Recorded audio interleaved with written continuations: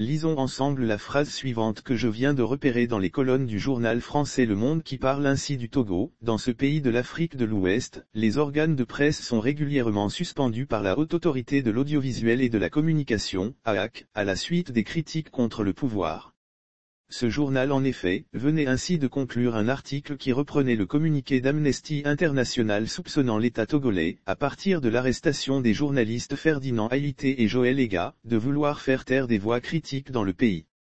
Alors analysons un peu ce que tout ceci implique dans l'imagerie collective de la communauté internationale. D'abord, que signifie la critique et quel est son rôle dans un écosystème démocratique? La critique, tout le monde le sait, est le fait d'émettre un avis contraire sur un propos, un fait, venant d'une tierce personne. Dans un écosystème démocratique, elle est l'élément de base qui fait avancer la pensée humaine, enrichit la réflexion et pousse les citoyens à l'excellence. Cela dit, lorsque les journaux et les organisations internationales dont les réactions permettent à l'ensemble des citoyens du monde de se formuler une opinion sur la vie de chaque pays, disent que le pouvoir du Togo est réfractaire à la critique, l'on imagine volontiers ce qu'une telle perception crée dans l'esprit de chaque individu civilisé au plan international.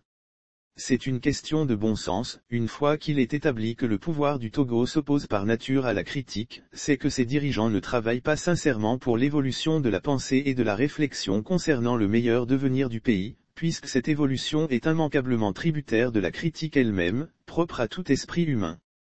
Voilà pourquoi tout le monde ou presque, est choqué par cet acte de toute évidence maladroit qui est posé contre les deux journalistes dont la seule faute a été d'avoir émis un point de vue critique sur ce que font ou sont supposés faire certains ministres ayant en charge, une portion du destin de l'ensemble du peuple togolais.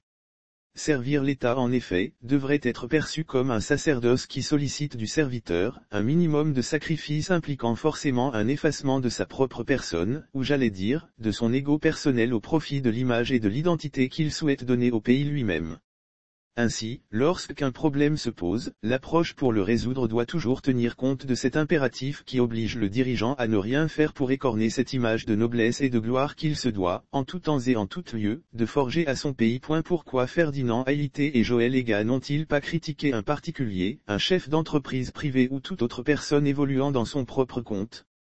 Parce que ceux-ci n'ont pas en main la gestion du bien commun et ce n'est pas peu dire.